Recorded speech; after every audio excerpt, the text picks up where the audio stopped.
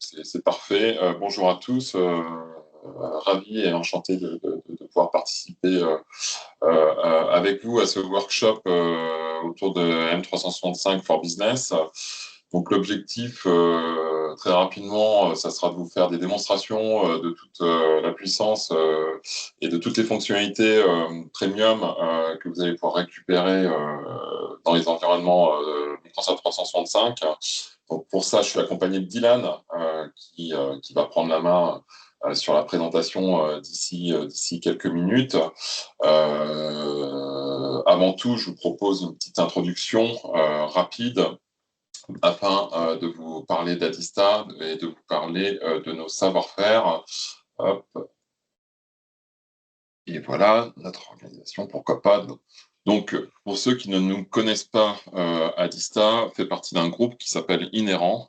Inhérent, c'est 4 marques opérationnelles fortes avec notamment la marque Unique, qui est un tout petit peu à part dans la galaxie Inhérent. Unique est opérateur de services télécoms et des services d'hébergement, mais cible essentiellement une clientèle de type pro-TPE, on va dire, et le fait par un canal de distribution et donc par de la vente indirecte. Donc sur des offres très packagées pour faire de la téléphonie, pour faire des accès Internet, pour faire de l'hébergement cloud. Voilà, donc c'est quelque chose d'un petit peu à part. Et pour le reste, Inhérent est composé de 3 marques fortes qui vont couvrir l'ensemble du spectre de l'informatique et des télécoms, du cloud d'une manière générale, avec Adista, donc l'élément historique, on va dire, de la galaxie, hein, qui est aussi le plus gros aujourd'hui, c'est 800 personnes. Et donc Adista est opérateur de services hébergés. Et Adista, j'y reviendrai, donc se positionne en tant que premier opérateur alternatif dans le monde du B2B. Nos clients sont des PME, sont des collectivités, sont des ETI. Et donc, nous fabriquons des services informatiques, des services télécoms pour leur compte. Et donc, tout ça avec une très forte proximité, j'y reviendrai. Devensys, c'est la marque du groupe qui porte toute la partie cybersécurité, en tout cas qui a une expertise extrêmement affirmée sur la partie cybersécurité avec ce qu'on appelle vraiment un pure player de cybersécurité, notamment qui fournit des services de SOC, donc des centres de supervision de la sécurité, hein, où Adista peut vous mettre en place un certain nombre d'infrastructures de sécurité et derrière, ils seront supervisés par Devensys qui gérera donc 24 heures sur 24, 7 jours sur 7, votre sécurité. Et en cas d'incident critique en termes de cyber, eh bien, Devensys a aussi une vraie expertise pour intervenir et faire ce qu'on appelle de la remédiation au travers de son CSIRT. Donc, que les entreprises soient clientes ou pas chez Devensys Adista, on a la capacité aujourd'hui à vous accompagner en cas de crise cyber. Le dernier d'entre eux est Upperlink. Upperlink qui occupera pas mal de place aujourd'hui au travers de ce webinaire, puisque là, on est typiquement dans la thématique du jour. Upperlink est la marque du groupe qui est pure player Microsoft. Hein. On fait partie du top 3 des distributeurs France Microsoft. C'est ce qu'on appelle CSP Tier 1 aussi dans le jargon de Microsoft, à savoir qu'on travaille en direct avec Microsoft et que pour cela, il y a de moins en moins d'entreprises qui ont ce statut. Hein. Il n'y a pas d'intermédiaire entre Microsoft et nous. On revend des licences Microsoft, notamment tous les environnements Azure, les environnements Microsoft 365. Et donc, pour pouvoir avoir ce statut CSP Tier 1, quelque part, eh bien, nous devons avoir un haut niveau de certification sur l'ensemble des technologies et des domaines d'activité couverts par Microsoft. Et donc aujourd'hui, j'y reviendrai, c'est un peu plus d'une centaine de consultants qui ont passé toutes les certifications possibles et imaginables chez Microsoft et qui sont à votre service pour vous accompagner dans votre transformation digitale au travers des différentes plateformes cloud de Microsoft. Voilà pour une overview rapide sur la galaxie Inhérent. Maintenant, si on revient un petit peu plus en détail sur Adista, vous voyez qu'on a une affirmation locale extrêmement forte, hein, comme le dit le slide. Il y a forcément une agence Adista pas très loin de chez vous. En général, on est entre 1 heure à 2 heures maximum au plus loin de nos clients. C'est un réseau d'une quarantaine d'agences aujourd'hui, avec tous les métiers qui sont représentés dans ces agences, hein. Aujourd'hui, le siège est à Nancy, donc on est aussi une entreprise, une ETI, qui a démarré en province et qui s'est développée en province, même si bien sûr on est extrêmement présent sur Paris, comme vous pouvez le voir sur la carte. Mais quelque chose qui est très fort dans notre croissance, c'est que nous avons développé tous les métiers dans toutes nos agences, hein. Et donc, vous avez que ce soit en termes de production, en termes de commerce, en termes d'avant-vente, vous allez retrouver un peu tous les profils répartis sur l'ensemble du territoire. Qu'est-ce qu'on fait chez Adista? Nous sommes opérateurs historiques sur les RIP. Donc, les RIP, pour ceux qui n'ont pas le sigle, ce sont les réseaux d'initiatives publiques, hein. C'est vraiment comme ça qu'Adista a construit son histoire et est devenu ce qu'il est. Dans les années 2000, les collectivités territoriales construisaient des réseaux fibres pour venir quelque part suppléer aux opérateurs historiques qui déployaient la fibre uniquement dans les centres urbains à très haute densité.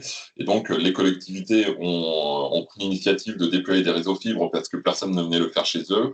Et donc, Adista s'est construit au travers de ça. Partout où il y avait un réseau fibre ouvert par une collectivité, qui était ouvert par une collectivité, eh bien, Adista arrivait et fournissait ses services, des services de téléphonie, des services d'accès Internet, des services de VPN, des services d'hébergement dans nos data centers, hein. C'est aussi ce que cette slide nous raconte. Aujourd'hui, on a environ 14 data centers, c'est pas environ, on a 14 data centers sur l'ensemble du territoire. Certains sont vraiment propres, hein. Si vous prenez les data centers sur Nancy, donc ce sont des data centers qui nous appartiennent intégralement, hein, y compris les murs. À Saint-Étienne, pareil, à Bourges également, à Tours également, Toulouse-Pamiers également, Romans-sur-Isère, c'est la même chose. Sur Paris, bien entendu, nous sommes présents dans les plus gros data centers parisiens et nous occupons des espaces qui sont privatifs, hein, et dans lesquels on va pouvoir héberger des ressources, des infrastructures pour nos clients. Nos domaines d'expertise, pour faire vite, donc vous l'avez compris, beaucoup de connectivité de réseaux d'entreprise. On interconnecte vos sites, on vous fournit de la capacité Internet, on va vous mettre en place tout un tas de technologies de pointe, comme du SASE, comme du SD-WAN et ce genre de choses. Donc là, une très très grosse expertise sur ces sujets. Bien sûr, au travers de nos 14 data centers, on est extrêmement présent sur le cloud, et notamment le cloud souverain, hein, puisque quand vous hébergez vos données, eh bien, vous hébergez vos données chez Adista, eh bien, elles sont dans des data centers souverains. Des services de communication et de collaboration, de la simple fourniture du trafic téléphonique sous forme de canaux SIP, par exemple, jusqu'à la mise en place d'une téléphonie dans Teams Téléphonie, par exemple, en passant par des services de téléphonie Centrex. Et donc là, on travaille avec des constructeurs comme Oiseau, comme CTX, comme RIC Central, qui sont parmi les principaux éditeurs du marché. Donc voilà, ça, c'est toute la galaxie communication et collaboration d'Adista. La cybersécurité, donc, vous l'avez compris, on est bien entendu présent sur l'ensemble du spectre de cybersécurité, en vous fournissant les infrastructures de sécurité qui vont bien pour protéger votre système d'information. Et la dernière brique, toute la partie conseil, formation, infogérance, donc la prestation humaine, hein, que ce soit en one-shot, au travers de prestations de consulting, d'assistance à maîtrise d'ouvrage, de build, ou au long cours, avec la possibilité d'infogérer vos infrastructures que vous nous confiez, qu'elles soient on-prem chez vous ou qu'elles soient dans nos data centers ou qu'elles soient dans un cloud public. On a la capacité de vous proposer des services d'infogérance. Petit focus pour finir, et ensuite je passerai la main à Dylan. Petit focus sur la partie Upperlink, hein, la marque Upperlink, donc qui est partie intégrale, qui est intégralement partie du groupe Inhérent et d'Adista. Donc aujourd'hui, c'est un panorama de 55 consultants qui cumulent l'intégralité des bacs Microsoft. avec des spécificités sur Azure, sur Microsoft 365 et aussi sur toute la partie CRM, hein, Dynamics. Donc, top 3 des partenaires Microsoft France. Alors, top 3 sur le segment SMB, comme ils appellent ça chez Microsoft, à savoir le small business, donc ETI, PME, collectivité, verticale santé également. Donc, on fait partie vraiment des entreprises qui comptent pour Microsoft en France et qui avons un très haut niveau d'expertise et d'expérience sur ces sujets. Et donc, on va vous en montrer un aperçu là au travers de ce que Dylan va vous présenter donc sur les environnements Microsoft 365 Business. Et donc, Dylan, je te passe la main. Et moi, je reviens en fin de webinaire pour pour répondre, pour participer aux questions-réponses et puis pour vous présenter quelques offres packagées au travers des univers Microsoft que Dylan va vous faire parcourir désormais. Merci Michel. Je vais prendre le partage d'écran et hop, voilà. Oula, je vais repasser ça ici, parfait. Donc, pour resituer un petit peu le cadre du workshop, donc comme le disait Michel au début de la réunion, l'idée est de vous présenter toutes les fonctionnalités que l'on va avoir au sein de la licence Microsoft 365 for Business. Il faut savoir que c'est une fonctionnalité qui est nativement incluse dans la licence Microsoft 365 Business Premium, mais qui peut être pris en complément d'autres licences, au besoin, bien sûr, hein, si vous ne voulez pas d'un coup déployer toutes les briques de sécurité que l'on va voir, vous pouvez y aller étape par étape. Hein, c'est important de préciser hein, que du coup, les licences chez Microsoft, c'est un gros sujet. Il est souvent question d'optimisation. Donc, on va avoir notamment la Business Premium qui va inclure cette licence, cette fonctionnalité. Et chaque technologie que l'on va avoir dans ce webinaire, vous pourrez prendre également les licences en complément. Par exemple, vous pouvez avoir une licence business standard plus de la protection sur l'identité, de la business standard plus de la protection sur la messagerie, de la Microsoft 5 plus de la protection sur X. Voilà, on peut vraiment packager, moduler notre environnement comme on l'entend. Si jamais, hein, comme on sait que les licences sont un peu compliquées, il existe un petit site qui s'appelle m365maps.com. Bon, c'est vraiment un titre indicatif que je vous dis ça, mais qui est développé par les MVP Microsoft et qui vous permet de, sur toute la flopée de licences Microsoft qui inclut des services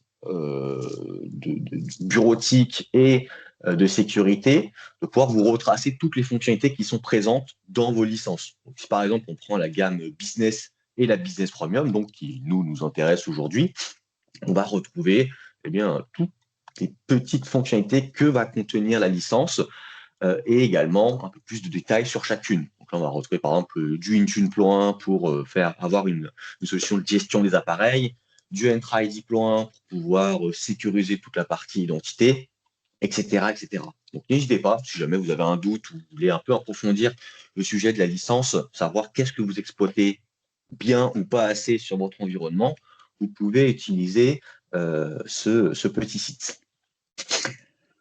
Sur ma présentation, donc, on va être sur un environnement de démonstration côté Microsoft. L'idée est aussi de présenter comment on va pouvoir sécuriser notre environnement selon un modèle de sécurité.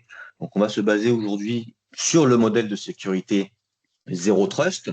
Donc, pour faire une présentation très rapide du modèle de sécurité Zero Trust, ça va être donc un modèle qui a été créé dans les années 90 hein, qui s'est popularisé avec le temps. Donc, c'est pas Microsoft, c'est pas Google qui a créé ce modèle. Hein. Ça va être des experts en cybersécurité. Et aujourd'hui, ce modèle, il repose sur 3 règles. La première va être de ne faire confiance à personne par défaut, c'est-à-dire que dès l'instant où on va vouloir sécuriser notre environnement avec les principes du Zero Trust, tout ce qui va être notion de whitelist, liste verte, on va l'oublier ou en tout cas le limiter au strict minimum. Dès qu'on va envoyer un mail, le mail passera par les solutions anti-spam, anti-malware, anti-phishing, et idem lorsqu'on va recevoir un mail. Si on a un collaborateur qui reçoit un mail et que ça arrive en spam, bah, par défaut, les administrateurs ils vont dire oh, bah, je vais faire une liste, je vais le whitelist, comme ça il sera plus bloqué. L'idée demain, c'est de ne plus faire ça, parce que du coup, quand on fait des whitelists, on laisse des portes ouvertes aux pirates du monde entier. L'idée, c'est de comprendre l'origine du problème pour pouvoir le corriger derrière. La deuxième règle va être tout ce qui est principe de droit d'accès au moindre privilège et juste à temps. C'est-à-dire que par défaut, alors je mets des guillemets par défaut, hein, ça dépend de chacun bien sûr, mais vous allez recruter des nouveaux informaticiens dans votre système d'information et vous allez les mettre administrateur général sur l'environnement. Ainsi, ils auront un aspect complet, autonome, et ils pourront faire un peu tout ce qu'ils veulent dans leur mission. Demain, le but n'est plus de faire ça. Le but demain va être de créer, de faire de la gouvernance sur l'ensemble des rôles administrateurs. Alors ici, bien sûr, on va parler environnement Microsoft 365, mais tout ça s'applique sur l'ensemble du système d'information, pas juste sur la partie Microsoft. Mais l'idée, c'est voilà, par exemple, on va faire ces règles de gouvernance, on va dire, bah tiens, notre technicien système et réseau, ses missions, qu'est-ce que ça va être? Ça va être de créer des utilisateurs, créer des équipes Teams, créer des équipes SharePoint. Donc, on va réfléchir à ça, mais en fonction du périmètre d'action de chacun des administrateurs, on lui affectera uniquement les rôles nécessaires à sa mission. L'idée, c'est de ne pas outrepasser les droits et que ces derniers aient juste ce dont ils ont besoin pour pouvoir travailler. Et le juste à temps, eh bien, par défaut, quand vous êtes administrateur, sur tous les environnements, ben, vous l'êtes 24 heures sur 24, 7 jours sur 7. Vous soyez en train de manger, vous soyez en congé, vous soyez en train de dormir, vous êtes administrateur. Et donc, si votre compte est compromis, le pirate a les accès administrateurs. C'est pour ça qu'on va déployer des solutions afin que votre compte ne soit plus par défaut administrateur, ou en tout cas que par défaut, il n'est plus les droits d'écriture, juste les droits de lecture, pour pas non plus vous bloquer dans votre travail. Et uniquement lorsque vous en avez besoin, vous viendrez vous attribuer les droits d'écriture selon des scénarios type MFA, un processus de validation, etc., etc.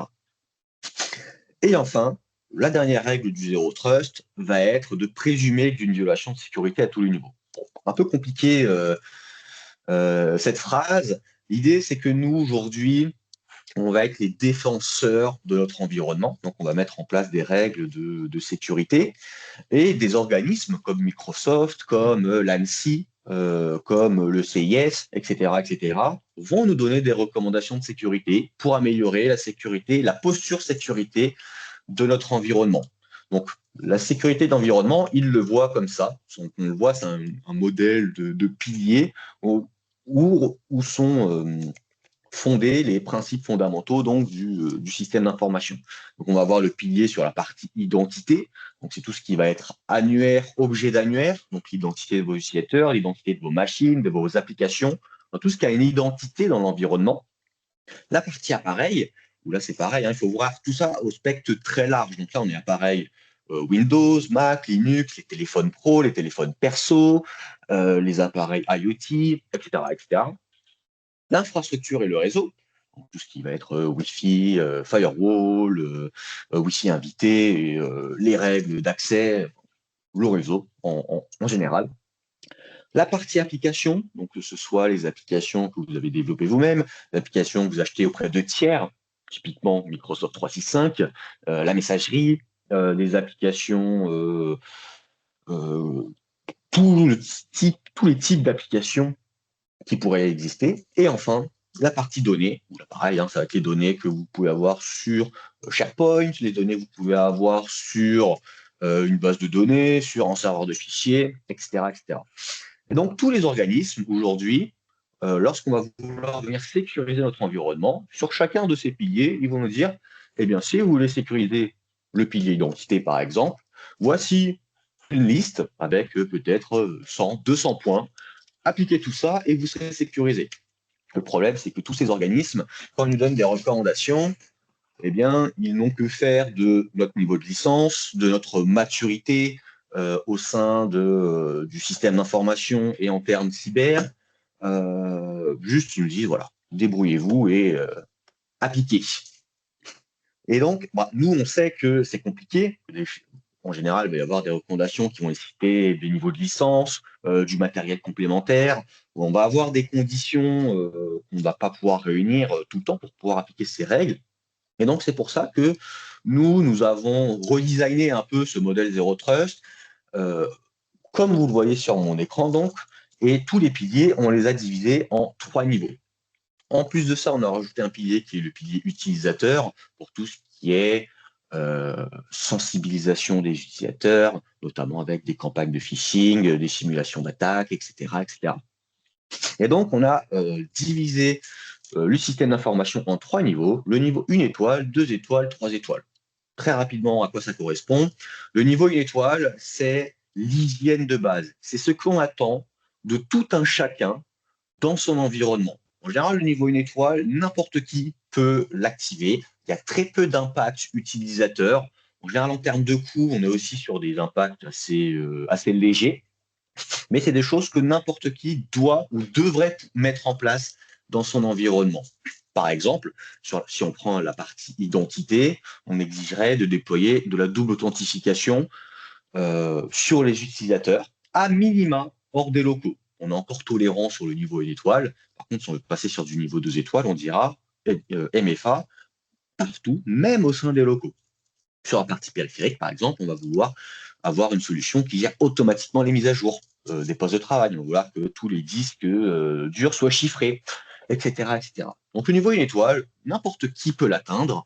Et c'est ce que va nous permettre principalement de faire la licence Microsoft 365 for Business, entre parenthèses Business Premium, pour sécuriser notre environnement Microsoft 365. Le niveau 2 étoiles, on arrive ici sur ce qu'on appelle des règles de sécurité avancées. Sur ces différentes briques, on va être sur des points un peu plus durs, où on aura en général un peu plus d'impact utilisateur, un peu plus de vérification à faire côté IT avant de les activer. Et toujours pareil, pour donner un exemple, et bien sur la partie identité, on va vouloir exiger de la double authentification sur tous les utilisateurs, quelle que soit la situation dans laquelle ils sont au moment de la connexion. Sur la partie périphérique, on va vouloir déployer des stratégies pour contrôler les périphériques USB qui sont autorisés ou non à se connecter dans l'environnement. Et sur la partie données, par exemple, on dira, eh bien, on veut déployer une solution de chiffrement des données et de sensibilisation pour s'assurer que voilà, une donnée sensible, par exemple une donnée propre à l'organisation, ne puisse pas être envoyée des externes. Et donc la licence for Business nous permettra de mettre un petit point, un petit pied dans ces règles de sécurité, dans ces règles d'un niveau avancé. Donc, on ne pourra pas répondre à tous les points de sécurité, mais on pourra commencer à s'y lancer pour montrer quand même que au sein de cette licence, il y a énormément de choses que l'on pourra faire. Et enfin, le niveau 3 étoiles et ensuite, je dirais, sur une petite console de démo. Ici, ça va être les règles d'entreprise d'un niveau très avancé et c'est tout ce qui va être surveillance et automatisation des actions dans l'environnement. En général, tout ce qu'on a configuré plus bas, il faut le surveiller. Il faut agir en cas de modification de comportement inhabituel, etc., etc. Donc, tout ça va être géré dans la partie 3 étoiles. Et donc, eh bien, on va voir avec Microsoft comment on va pouvoir mettre en place de la sécurité grâce à cette licence Microsoft 365 for Business dans notre environnement. On va commencer par la partie identité, donc le centre Microsoft Entra ID, c'est le pilier principal, hein, c'est pour ça que l'on commence par ça. Tout part de l'identité, hein, dès que vous voulez accéder à une ressource, dès que vous envoyez un mail et que vous recevez un lien pour accéder à un fichier, etc. Le point d'entrée, c'est l'identité. C'est pour ça qu'on commence et qu'on priorise les chantiers sur la partie identité. Juste petit rappel sur la partie licence. Côté Microsoft, tout fonctionne selon 3 niveaux de licence. Le niveau, entre guillemets, gratuit. Bon, gratuit, c'est un grand mot, hein, mais on va dire les licences qui ne contiennent pas de niveau de sécurité contiennent des stratégies par défaut. Donc, on va dire que c'est du gratuit. On va avoir les licences en plan 1 et les licences en plan 2. chaque plan va débloquer de nouvelles fonctionnalités. Ce principe fonctionne pareillement sur l'ensemble des solutions Microsoft 365, que ce soit la protection de l'identité, la gestion des périphériques, l'antivirus, l'anti-spam, la protection des données, etc., etc. On a toujours 3 niveaux, gratuit, plan 1, plan 2. Et là, il faut faire attention, c'est sur comment on va appliquer ces règles dans l'environnement. En fait, il faut savoir que dans la théorie, hein, on prend l'exemple, j'ai sur mon environnement 100 licences business standard. Demain, j'ai envie de tester des solutions de sécurité, je vais acheter une licence business premium.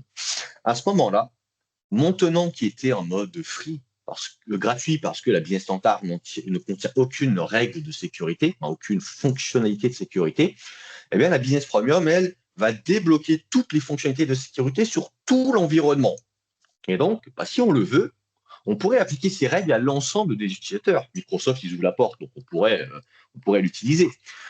Le problème, c'est que Microsoft, eux, ils ne savent pas limiter les fonctionnalités débloquées sur un tenant uniquement aux utilisateurs qui ont les licences, à quelques exceptions près. Donc, c'est pour ça qu'ils écrivent dans leurs conditions générales de vente, sur leur documentation à plusieurs endroits, que dès l'instant où on va utiliser une fonctionnalité de sécurité avancée, celle que l'on verra lors de notre atelier aujourd'hui, eh bien, c'est à nous de nous assurer que que chaque utilisateur ciblé par la fonctionnalité en question possède le niveau de licence adéquat. Ce qui se passe, c'est que Microsoft, eux, aléatoirement, ils peuvent faire des contrôles sur les environnements et quand ils font un contrôle, ils vont faire des maths. Ça va être tout bête.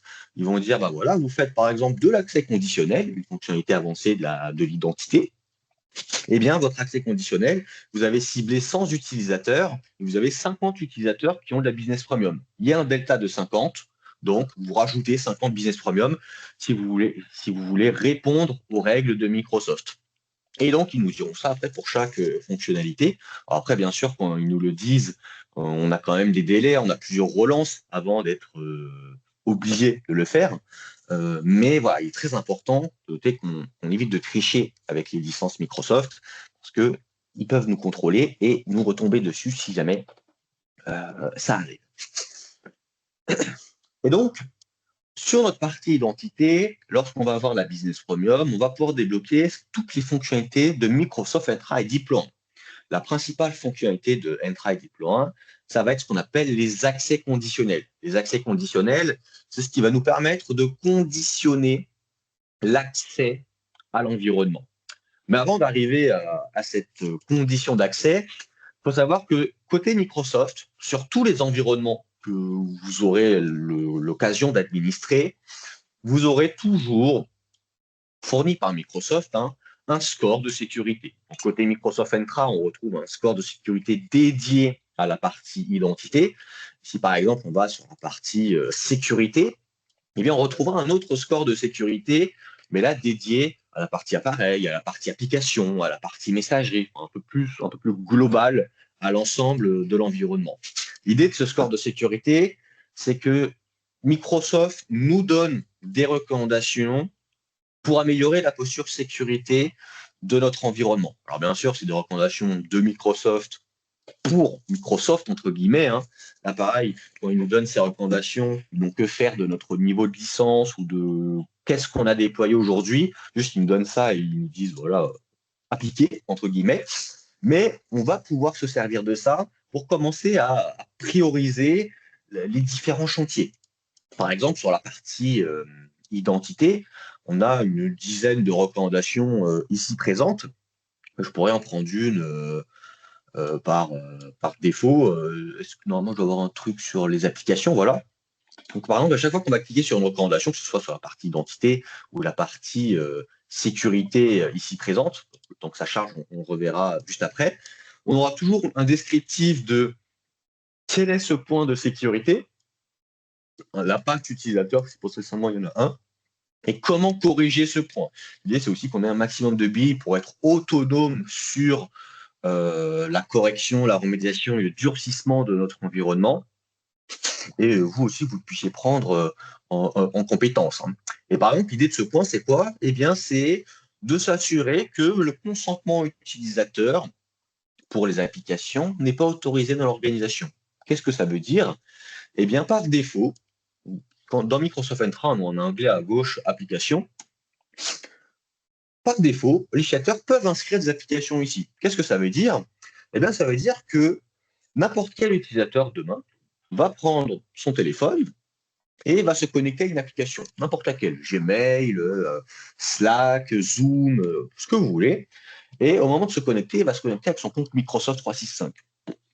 Au moment où l'utilisateur va se connecter avec son compte Microsoft 365, il aura un petit pop-up lui disant ah, autorisez-vous Zoom à accéder aux données de l'organisation Microsoft 365. L'utilisateur, par défaut, il met oui. Et qu'est-ce qui se passe derrière?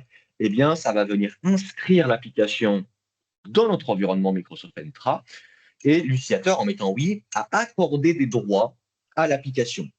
Et donc, ces applications peuvent avoir des droits plutôt légers. Si par exemple c'est juste une application pour faire du SSO, elle n'aura pas de droit, juste elle est inscrite, mais on en a besoin pour faire de l'authentification unique. Mais il y a des applications qui vont s'octroyer des droits sans que l'utilisateur ne le sache.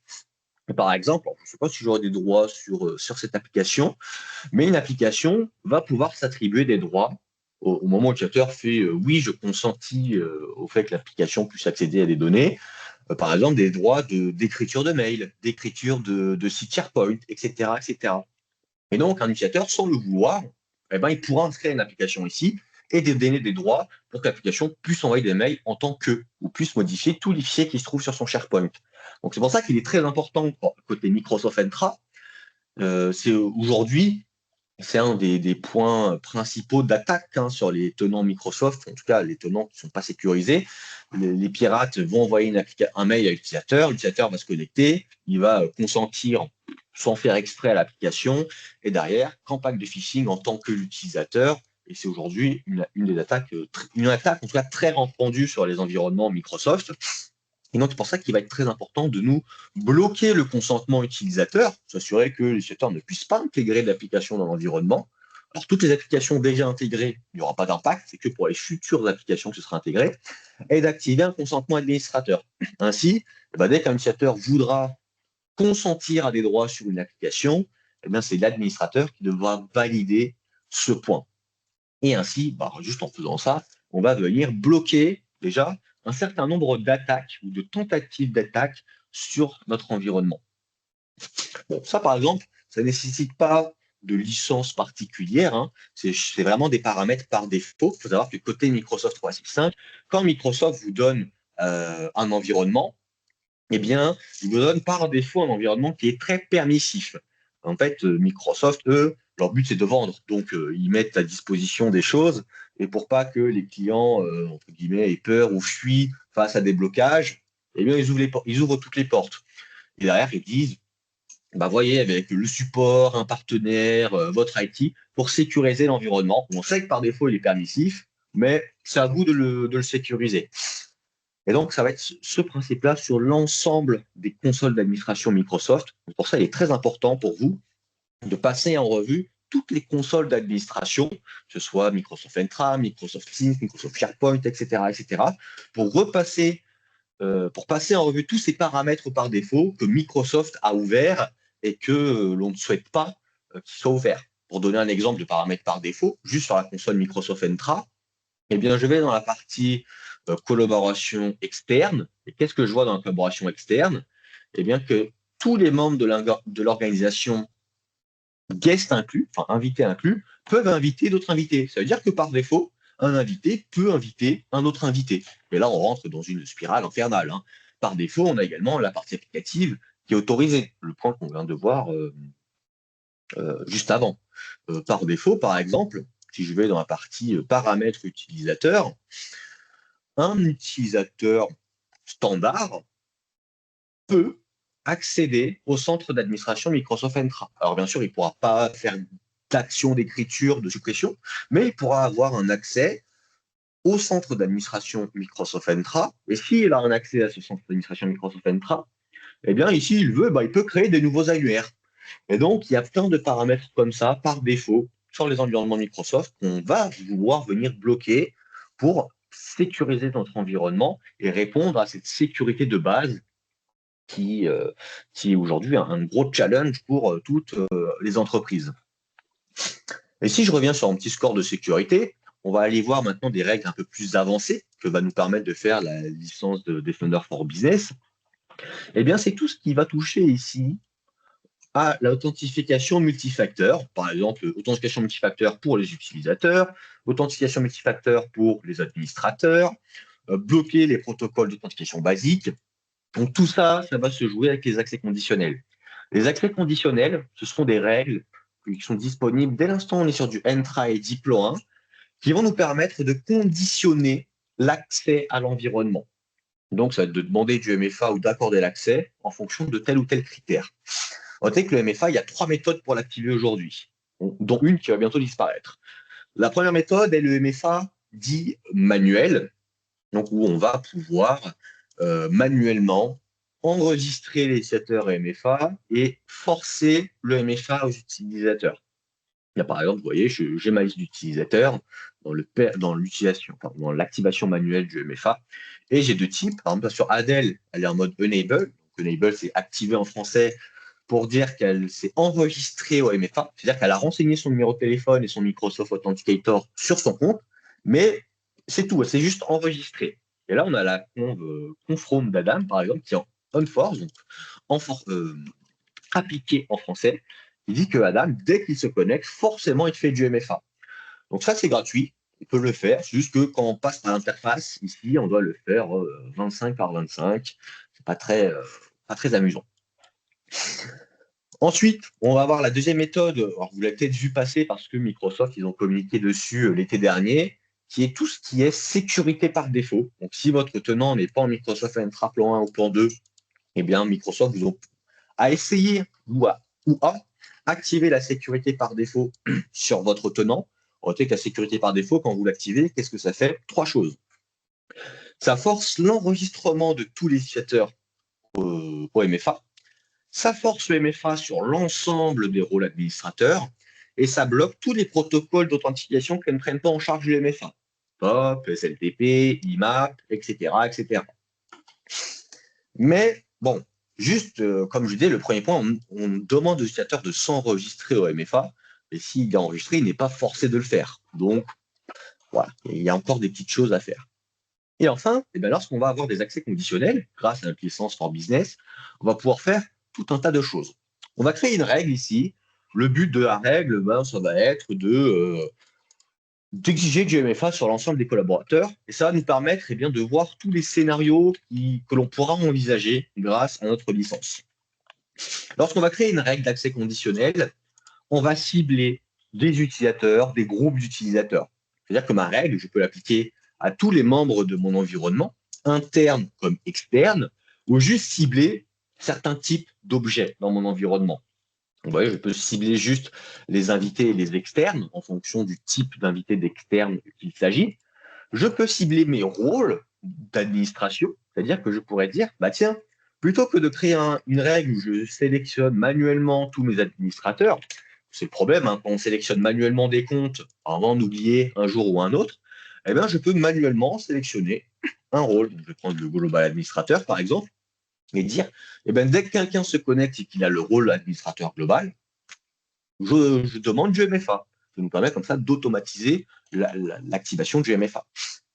Ou alors, juste certains groupes d'utilisateurs, certains utilisateurs, en fonction des scénarios que vous allez avoir. Et bien sûr, si on inclut, on exclut.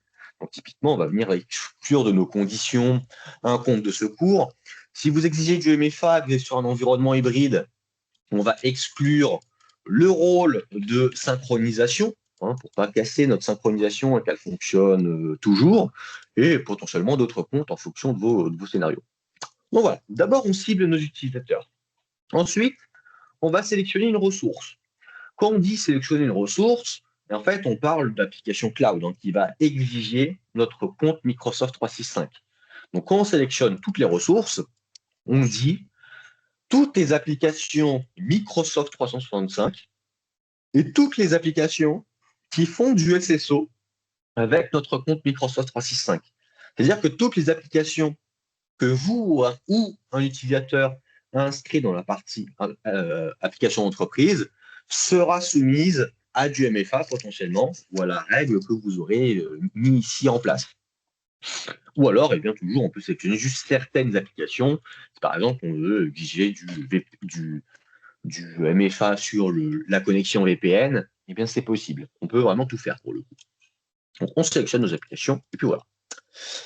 Ensuite, on va pouvoir mettre des conditions sur le réseau, c'est-à-dire conditionner l'accès en fonction de l'emplacement de l'utilisateur. Ici, on a deux types d'emplacements disponibles. On va avoir soit l'emplacement par adresse IP publique, soit l'emplacement par pays. Alors, dans la réalité des faits, dans tous les cas, on se base sur l'adresse IP publique, puisque quand on base par pays, par exemple, on va créer une règle pour dire j'autorise que les connexions en provenance d'Argentine. En fait, comme il existe des plages d'adresse IP V4 et V6 réservées par pays, bah, Microsoft, eux, ils ont cette information, et quand l'utilisateur se connecte, si son adresse IP publique est une adresse IP réservée à l'Argentine, on autorise la connexion. Sinon, on n'autorise pas la connexion, tout simplement. Alors, donc, soit on définit par pays, soit on définit par adresse IP publique, où là, bah, vous pourrez mettre, par exemple, l'adresse publique de vos locaux pour dire, eh bien, je fais du MFA uniquement en dehors des locaux. C'est-à-dire que quand je me trouve ici, je ne fais pas de MFA. Par contre, dès que je ne suis pas ici, je fais du MFA. Ça permet comme ça d'appliquer des règles et d'être un peu permissif avec nos collaborateurs. Bien qu'en termes de sécurité, nous ne le recommandons pas, bien sûr. Donc, on va pouvoir jouer comme ça sur les règles d'accès réseau, en tout cas les conditions d'accès réseau pour nos utilisateurs. Mais on va pouvoir mettre d'autres conditions ensuite sur la plateforme de l'appareil. Donc, par exemple, pour dire on autorise les connexions qu'en provenance de certains systèmes d'exploitation, Windows, Android, Mac, Linux, etc., etc. Des conditions sur les applications clientes. Donc, on autorise les connexions que depuis des navigateurs ou des applications de bureau. Là, vous voyez, on voit un petit authentification basique. On reviendra dessus juste après. Ou on va pouvoir mettre des petits filtres sur les appareils pour dire, par exemple, eh bien, j'autorise la connexion que si le nom de l'appareil commence par la-001- c'est tout. Et si le nom commence par ça, alors on autorise la connexion. Et donc, on va pouvoir mettre comme ça pas mal de conditions en place. Et si les conditions sont respectées, alors on va soit autoriser l'accès, soit bloquer l'accès. Par exemple, je peux dire, si je me connecte depuis un protocole qui ne prend pas en charge le MFA, POP, IMAP, SMTP, les protocoles PowerShell qu'utilisent les pirates, etc., on bloque la connexion. Si je me connecte depuis un pays hors Union européenne, je bloque la connexion. Ou alors, bah, je me connecte de manière classique, pas de conditions particulières. Eh bien, j'autorise l'accès et j'exige une authentification multifacteur. Et à ce moment-là, en faisant ça, eh bien, j'active automatiquement le MFA sur l'ensemble des utilisateurs de mon environnement. Donc, quand on exige le MFA, l'utilisateur sélectionne la méthode de MFA de son choix. Si il a configuré du SMS, de l'appel et ou de l'authenticator, il choisit ce qu'il veut. On verra les autres conditions juste après. On peut, nous, si on le souhaite, forcer une méthode de MFA particulière.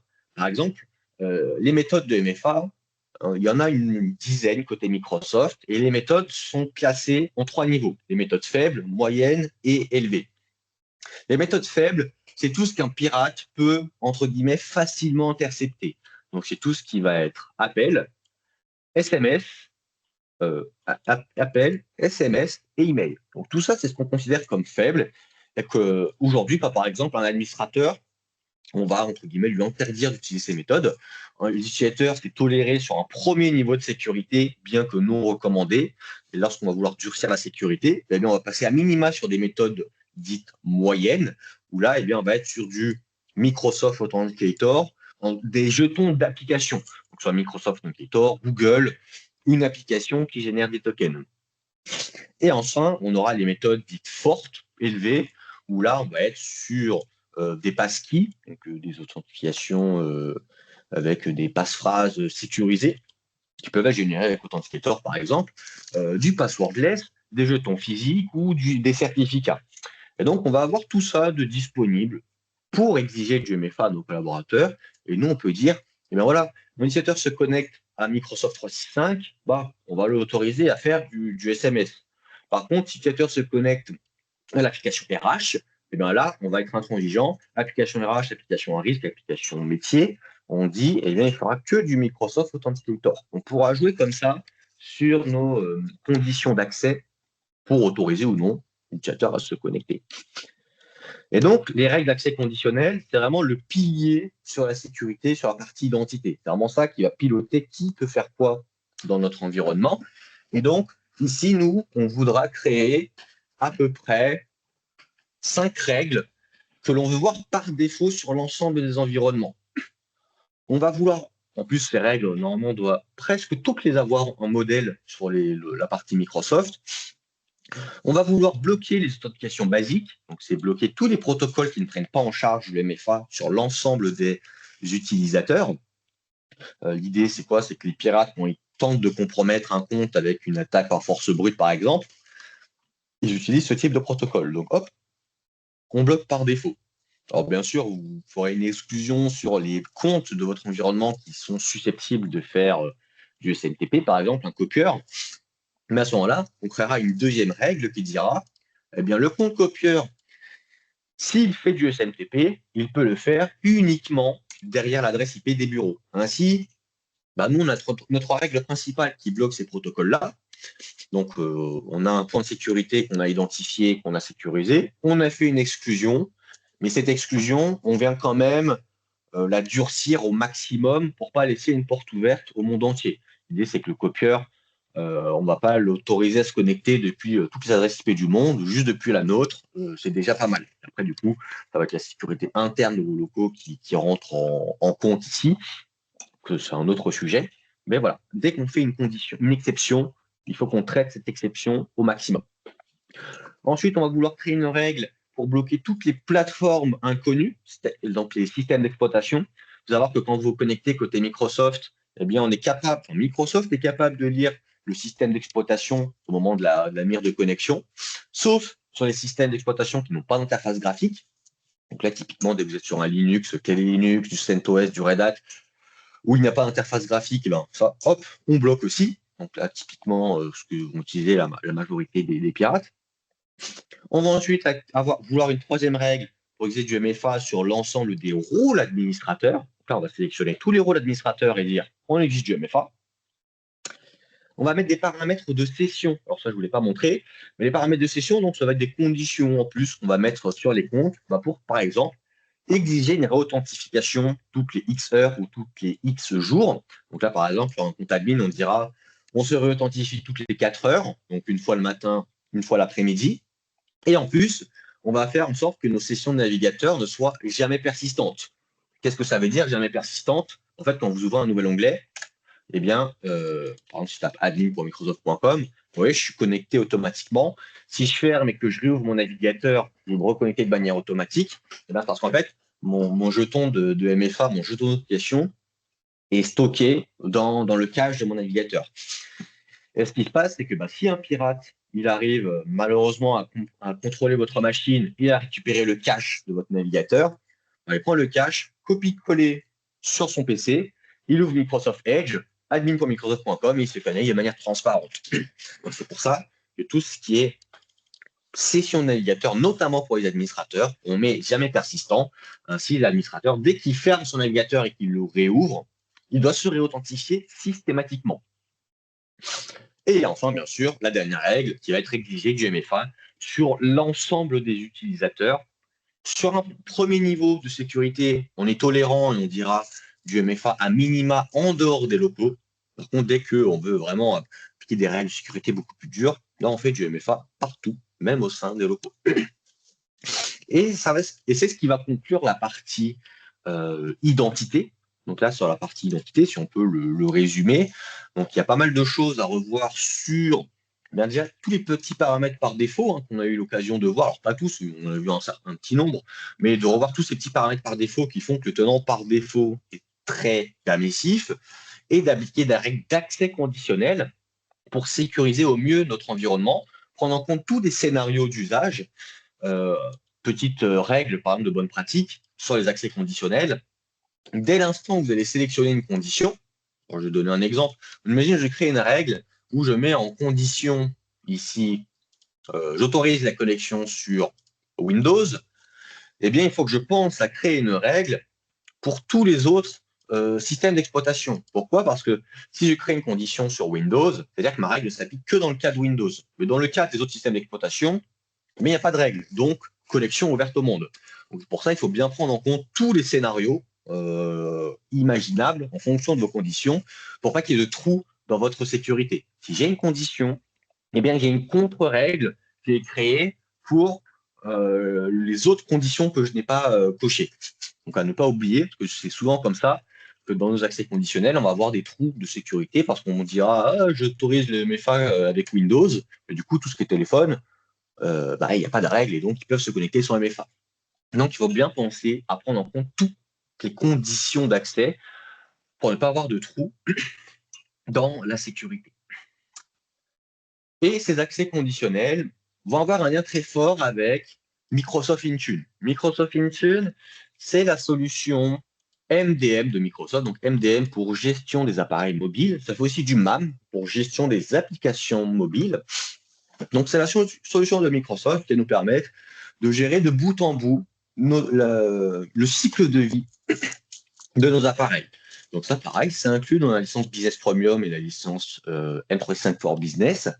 L'idée, c'est qu'on est sur une solution cross-platform qui va nous permettre d'intégrer l'ensemble de nos appareils dans la solution. Donc, on va pouvoir intégrer nos appareils Windows, iOS, macOS, Android, Linux. Une solution MDM, son but, c'est juste de pouvoir enrôler les appareils et déployer de l'application, déployer de la sécurité, déployer des profils pour configurer l'appareil. On peut faire tout un tas de choses. L'idée, c'est pour remplacer un serveur Active Directory local. Alors, ça peut venir en complément d'un serveur Active Directory local, tout comme ça peut complètement le remplacer. Les deux scénarios sont envisageables. Vous pouvez avoir vos machines dans un mode hybride, donc géré par l'Active Directory local, mais qu'on remonte dans Microsoft Intune pour pouvoir piloter tout l'aspect sécurité applicatif à travers Microsoft Intune. Et donc, on retrouve ici tous nos systèmes d'exploitation disponibles avec Microsoft Intune. Très rapidement, comment on intègre les appareils là-dedans? On va le faire très vite, hein. Il y a beaucoup plus de détails dans la réalité, vous vous doutez bien. Mais sur la partie Linux, alors ça va être très rapide, on n'a que deux possibilités. Il faut premièrement avoir une interface graphique sur Linux, donc tout Linux sans interface graphique, on oublie. Et c'est que sur les dernières versions de Ubuntu, donc c'est la 22.04, si je ne dis pas de bêtises, la dernière version de CentOS et de Red Hat, mais pareil, avec interface graphique. Donc, si on n'est pas sur la dernière version et sans interface graphique, on oublie pour nos Linux. Ensuite, on a Android. Android, il y a deux choses. Deux choses. On va avoir les enrôlements professionnels et les enrôlements personnels. Il faut savoir que côté Microsoft Intune, tout enrôlement professionnel sur un appareil mobile nécessite une réinitialisation de l'appareil. Pourquoi? Parce que pour gérer entièrement l'appareil de A à Z, il faut passer par un profil d'enrôlement que l'on viendra créer ici, et ce profil ne peut s'attribuer qu'au moment de l'initialisation de l'appareil. Donc, on peut avoir un entre-deux avec le mode personnel, donc le mode BIOD, entre guillemets. Qu'est-ce que le mode BIOD? En fait, c'est très simple. Vous avez votre appareil, vous allez installer une application, et en installant cette application, vous allez installer un profil professionnel sur votre téléphone. L'IT, ainsi, pourra avoir le téléphone dans la console Microsoft Intune et ne pourra avoir un impact que et uniquement que sur la partie professionnelle du téléphone. Toute la partie personnelle, bien sûr, n'est pas gérée. Ça nous permet comme ça, sur la flotte professionnelle, pour ne pas avoir à réinitialiser tous les appareils, d'envoyer une procédure aux utilisateurs, pour juste installer une application et se connecter, pour que les téléphones remontent ici et qu'on puisse les gérer. Et ainsi, et bien sur le téléphone, alors je ne sais pas si on verra, mais on aura deux profils, un profil perso, un profil professionnel, pour distinguer où la donnée d'organisation peut être accessible. Mais lorsqu'on va pouvoir initialiser les téléphones, on aura trois possibilités qu'on retrouve ici. Donc on aura les téléphones en COP, donc c'est tout ce qui est appareil en mode kiosque. Les kiosques, c'est des appareils, en général, on fait tourner qu'une ou deux applications. C'est très souvent ce qu'on a pour les magasins ou les techniciens de terrain en général. On va voir les téléphones, c'est Kobo, donc c'est entièrement géré. Donc là, c'est tout le téléphone qui est géré. On n'a qu'un seul espace professionnel sur le téléphone. Il n'y a que ça pour gérer le téléphone. Et nous, on gère tout le téléphone. Et on a des appareils professionnels sur lesquels on autorise un espace personnel. Je crois que c'est Kobe, l'abréviation. Où là, en fait, tout le téléphone est géré, mais il y a un espace personnel.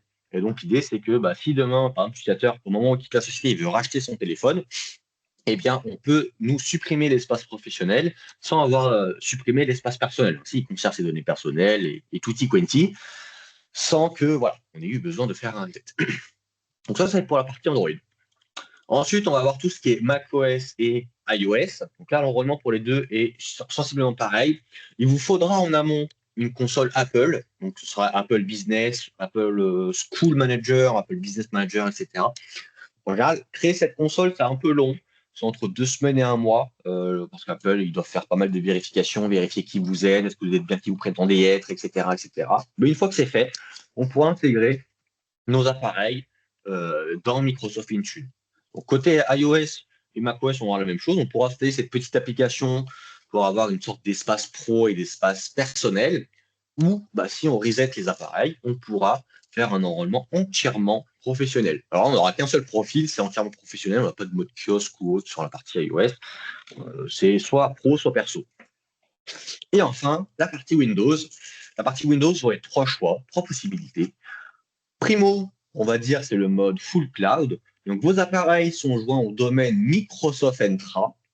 Et à ce moment-là, à condition que l'utilisateur ait une licence et qu'Intune soit activée, l'appareil remontera automatiquement ici. Simple, rien à faire. Ensuite, on a le mode hybride.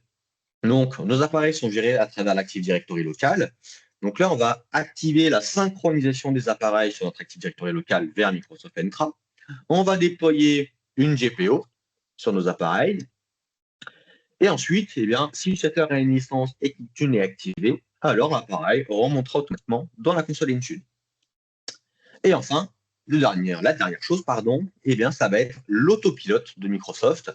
Donc l'autopilote, pour l'imager très simplement, donner un exemple, demain, vous passez une commande chez votre revendeur préféré, l'HP, le Lenovo, qui vous voulez. Au moment de la commande uniquement, vous pouvez demander à ce revendeur de vous fournir ce qu'on appelle le hash de la machine. Le hash de la machine, c'est un identifiant unique lié à votre machine. En fait, c'est un mélange de numéro de série, d'adresse MAC, etc., que l'on va pouvoir intégrer dans la console Microsoft Intune pour que, au premier démarrage, lorsque vous allez sortir la machine du carton, 3 étapes. Première étape, on vérifie, on demande la langue du système d'exploitation. Vous allez mettre français, anglais, ce que vous voulez. Ensuite, on va demander à l'utilisateur de se connecter au réseau, Wi-Fi, FiDair, n'importe. Et troisième étape, une fois que c'est connecté, la machine va aller vérifier si elle est présente ou non dans une solution autopilot. Si oui, alors on verra directement. Bienvenue dans l'environnement Adista. Merci de vous connecter à votre compte professionnel. Et là, l'enrôlement se fait tout seul. Si ça ne l'est pas, on fait le processus de démarrage d'une machine classique. Et donc, l'idée, c'est pour toutes les nouvelles machines ou toutes les machines pour lesquelles vous avez récupéré le hash, donc c'est une simple commande pour faire sur les machines existantes pour les récupérer, après reset, à l'initialisation de la machine, ça peut s'intégrer de manière automatique et la configuration va se faire de manière automatique. Et donc, qui dit configuration, dit déploiement d'applications, déploiement de règles de sécurité, etc., etc. Et donc, ça va aussi être l'intérêt de Microsoft Intune, de déployer de l'application sur tous nos systèmes d'exploitation.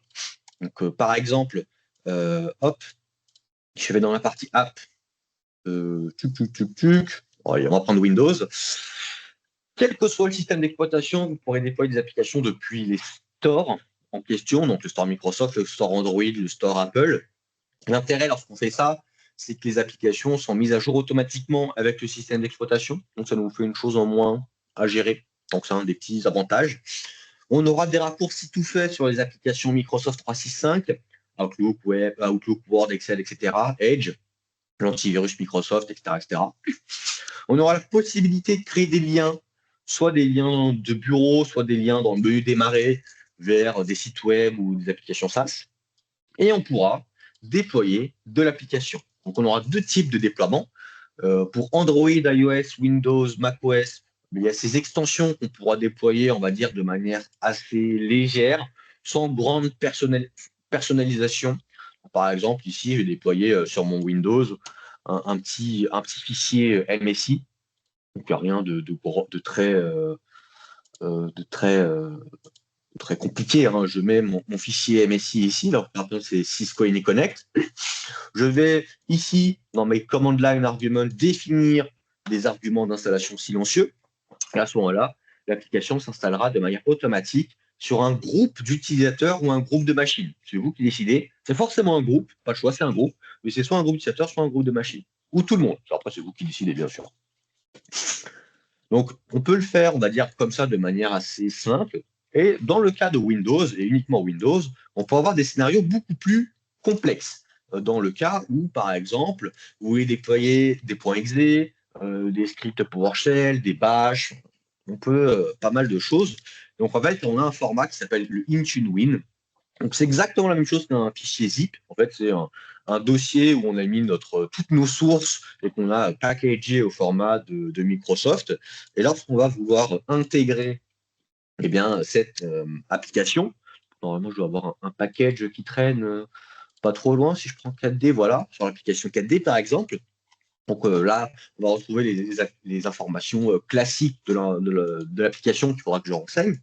Et ensuite, hop, blablabla, je vais devoir renseigner une commande d'installation. Donc là, pareil, notez que dans Intune, on ne déploie que des applications qu'on peut installer de manière silencieuse. Si il y a une application où il y a un moment un pop-up qui apparaît, on ne pourra pas la déployer via Intune, ça restera en erreur et ça ne marchera pas.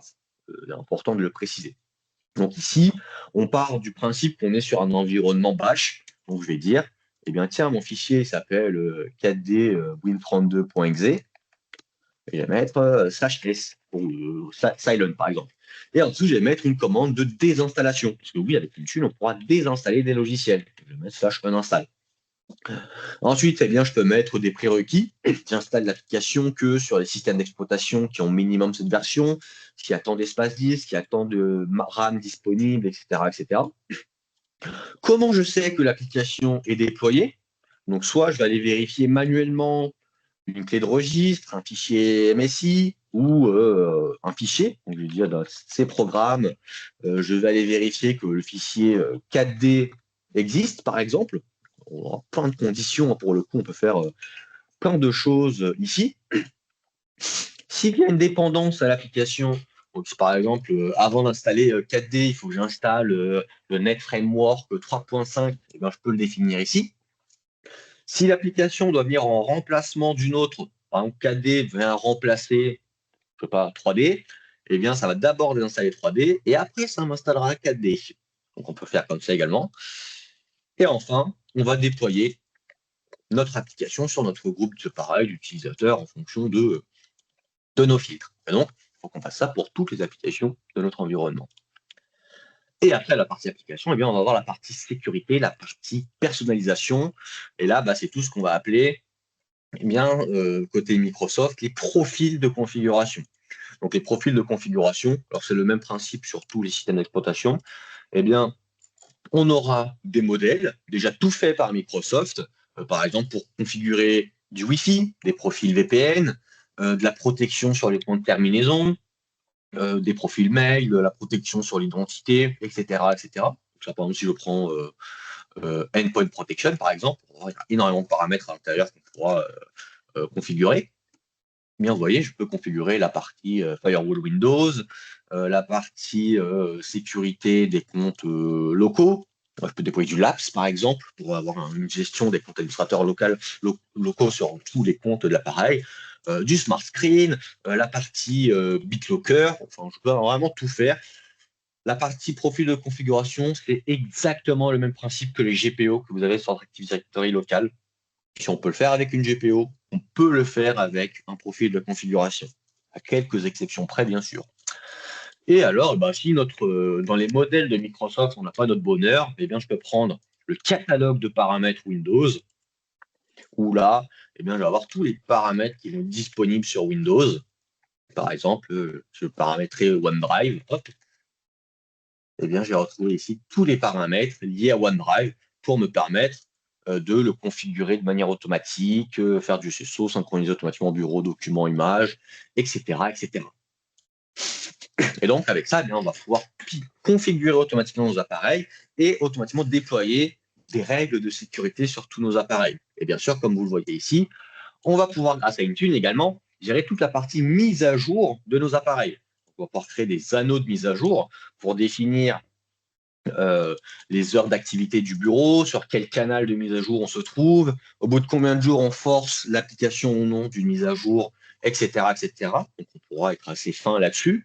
On pourra gérer manuellement une mise à jour de fonctionnalité.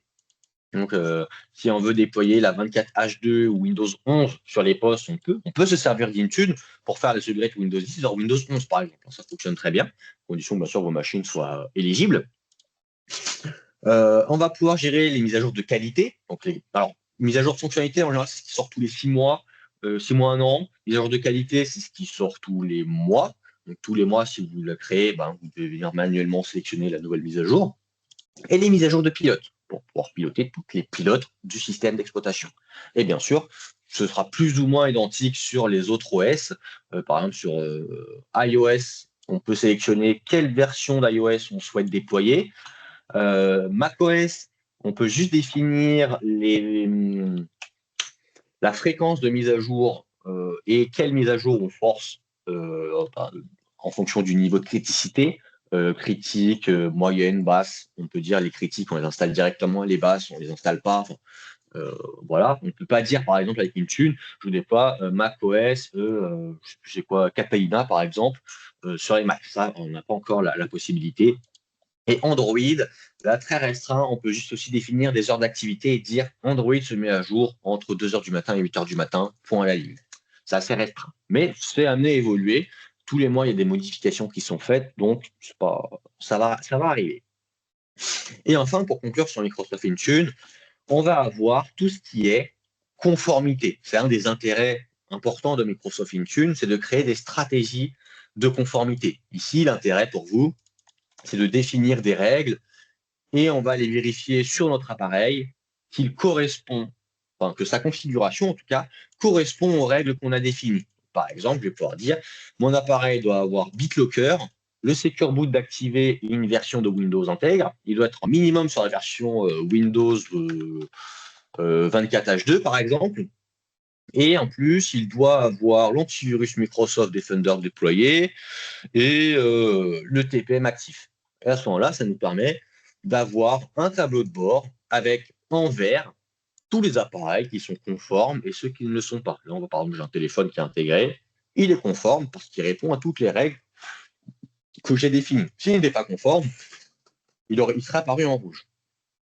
Dans un premier temps, donc sur un niveau 1 étoile, cette notion de conformité ne vous sert, vous, qu'à titre informatif pour corriger la non-conformité des machines, savoir quelle machine n'est pas à jour, pourquoi, comment, etc., etc. Par contre, dans un niveau 2 étoiles, eh bien, on va se servir de cette conformité dans nos règles d'accès conditionnel. Si je reprends mes règles d'accès conditionnel que j'ai vues un peu plus tôt, eh bien, je vais venir en créer une 6e, une 7e, où je vais dire, eh bien, j'autorise la connexion que si mon appareil est marqué comme conforme. Et à ce moment-là, je dis, si mon appareil est dans Intune, qu'il est vert, donc conforme, qu'il soit pro ou perso, eh bien, on autorise la connexion. Et à ce moment-là, on dit soit on fait conformité plus MFA, soit on fait conformité ou MFA. On peut être plus fin aussi là-dessus également. Mais ça va nous permettre comme ça de durcir nos règles et de dire dans un premier temps, eh bien, tout ce qui est mobile, on n'autorise que si conforme, et tous les mobiles non conformes, on bloque. Et après, si on le veut, on peut même dire on exige que les appareils soient hybrides. Ça veut dire quoi? C'est-à-dire que l'appareil, c'est que pour les Windows pour le coup, si l'appareil est géré dans votre Active Directory local et synchronisé avec Microsoft Entra, alors il remonte et il sera autorisé à se connecter. Sinon, il sera bloqué. Et donc, tout ça, vous pourrez le faire grâce à la Microsoft 365 for Business / Business Premium. Ensuite, pour accompagner la sécurité de notre appareil, on va avoir l'antivirus. Donc, l'antivirus côté Microsoft s'appelle Defender for Endpoint. Alors, il est nativement installé sur tous les postes Windows. C'est pour ça qu'on sur Windows, vous avez peut-être entendu une solution sans agent, parce que c'est nativement installé. Sur les autres systèmes d'exploitation, il faut le déployer via Intune, par exemple. Et avec la Business Premium, c'est là, en fait, le Defender for Business, c'est typiquement pour l'antivirus. En fait, c'est un entre-deux entre du plan 1 et du plan 2. C'est-à-dire quoi? C'est-à-dire que tous vos appareils qui sont intégrés dans la solution Defender seront visibles sur cette interface. Et vous pourrez donc déployer et l'antivirus et l'EDR de Microsoft. C'est un des intérêts de Defender for Business, c'est d'avoir un EDR disponible dans cette licence qui ne coûte pas si cher, qui est inclus dans la Business Premium. Je le répète, mais c'est important. On a un EDR qui est inclus à l'intérieur de cette licence. Par exemple, vous avez du Defender for Endpoint plan 1, par exemple dans de la Microsoft 3, eh bien, l'EDR n'est pas disponible dans cette licence. Il n'y a vraiment que la Business Premium avec le Defender for Business ou Defender for Business en add-on qui contiennent l'EDR. Sinon, il faut prendre du Defender for Endpoint plan 2 pour pouvoir bénéficier de l'EDR de Microsoft. Notez que si, par exemple, vous êtes en réflexion pour migrer d'antivirus, quand vous déployez Defender sur vos appareils en cours, par défaut, il se mettra en mode passif. Ainsi, il ne viendra pas faire de conflit avec votre antivirus actuel. Et dès l'instant où vous allez désinstaller votre ancien antivirus, Microsoft passera en mode actif. Ça permet d'avoir une transition douce, de ne pas avoir de conflit et de préparer notre migration tranquillement. Mais après, on va voir avec l'antivirus de Microsoft tout un tas de fonctionnalités avancées qu'on va pouvoir déployer. Par exemple, du filtrage de contenu web. Là, par exemple, je pourrais créer une stratégie, pour bloquer certaines catégories de sites web. Aussi, pour d'avoir une sorte de mini proxy sur notre appareil. L'intérêt, c'est que au sein des locaux, ça va être votre firewall ou votre proxy qui va faire la protection de tout ça. Mais quand l'utilisateur est en télétravail ou en dehors des locaux, là, sauf si VPN, il n'y a plus rien. Donc, on pourrait appliquer des règles comme ça au cas où l'utilisateur, par exemple, sont en dehors des locaux ou sont souvent en télétravail pour sécuriser l'environnement. Et un des intérêts du Defender for Business en plus, ça va être toute la partie gestion de la vulnérabilité. Donc, je vais prendre une autre console que là, je n'aurai pas d'informations. Prendre une console où j'ai de la data. L'idée, c'est que sur tous les systèmes d'exploitation que vous allez intégrer dans Microsoft Defender, vous retrouverez pour chacun des recommandations système et logiciels sur l'environnement. Donc là, par exemple, on est sur un environnement de test de l'organisation et on voit il y a quelques appareils qui sont intégrés. Je n'ai pas les droits, pas de chance. Mais bon, c'est pas grave. Au moins, ça me permet de voir la liste des recommandations pour tous les appareils qui sont intégrés, que ce soit du Windows, du Android, du iOS. Je verrai, tiens, j'ai tel logiciel qui n'est pas à jour sur l'appareil. Ce logiciel pas à jour, ça représente 60 vulnérabilités avec la liste des CVE associés pour chacune des vulnérabilités. Je saurai le nombre de machines exposées par cette faille de sécurité. Donc là, on voit, a priori, ça va être un serveur Windows qui n'est pas à jour. Et on voit des petits indicateurs ici. Grosso modo, quand on voit le scarabée rouge allumé, ça veut dire que la faille a été rendue publique et déjà exploitée chez quelqu'un. Il y a une société dans le monde chez qui cette faille a été exploitée. Si le petit arc, lui, est allumé en rouge, c'est-à-dire que c'est chez vous qu'il a été exploité. Donc là, c'est un peu plus embêtant. Mais voilà, le petit scarabée rouge, ça veut dire que ça a été déjà rendu public, que quelqu'un a été victime de cette attaque et que ça a été publié. Et donc, pour tous les systèmes d'exploitation, vous retrouverez des vulnérabilités logicielles et sécurité. Là, par exemple, on voit des petites règles de sécurité que Microsoft nous recommande de déployer sur notre parc pour durcir la sécurité de nos appareils. Bien sûr, quel que soit le système d'exploitation. En plus, eh bien, quand vos appareils sont intégrés dans l'antivirus Defender, dans la solution Defender, vous pourrez générer un inventaire applicatif de tous les appareils. Donc, vous pourrez voir tous les appareils, enfin, toutes les applications qui sont disponibles, qui sont visibles dans votre environnement, le nombre de failles appliquées à chaque appareil, et l'application sur combien d'appareils à les déployer, les composants vulnérables de vos appareils, les extensions de navigateur et les certificats qui sont installés sur les machines. Et donc, ça va être l'intérêt de Microsoft Defender. Hein. C'est on a un antivirus, on a un EDR, et tout ça, eh bien, on va pouvoir venir le piloter grâce à Microsoft Intune, où là, on va pouvoir gérer toute la partie antivirus et les règles avancées de l'antivirus ici présentes. En plus, cet antivirus, il a aussi un impact dans nos règles de conformité, où on dira, si mon appareil est à un niveau de risque moyen ou élevé, je bloque ou j'autorise la connexion. On pourra vraiment lier tous les aspects de Defender les uns aux autres pour durcir la sécurité et ajouter des conditions spécifiques en fonction de nos besoins. Et qui dit Defender dit protection de la messagerie, donc inclus également dans la Defender for Business, c'est tout ce qu'on appelle Defender for Office plan 1. Donc le Defender for Office, qu'est-ce que c'est? Donc c'est tout simplement l'anti-spam de Microsoft. Je vais juste ouvrir une autre onglet qu'on aura besoin juste après. Hop, voilà. Donc l'anti-spam de Microsoft, c'est 5 choses. C'est 5 règles qu'on appelle anti-phishing, anti-spam, anti-malware, safe attachment et safing. Notez que les 3 premières règles, anti-phishing, anti-spam, anti-malware, ce sont les fonctionnalités entre guillemets gratuites. Donc, c'est la protection des mails sur l'usurpation d'identité, les spams ou les programmes qui pourraient venir à l'intérieur d'un mail. Tout ça est disponible quel que soit votre niveau de licence. Le problème avec ces règles aussi, c'est que pareil, par défaut, Microsoft a créé des politiques très permissives. Donc, si vous n'êtes jamais venu les personnaliser, vous pourriez être susceptible de penser l'anti-spam de Microsoft, il n'est pas très performant, il laisse passer plein de choses, etc. etc. C'est parce que par défaut, il laisse passer plein de choses. Hein. C'est son fonctionnement natif par défaut. C'est à nous de venir le durcir.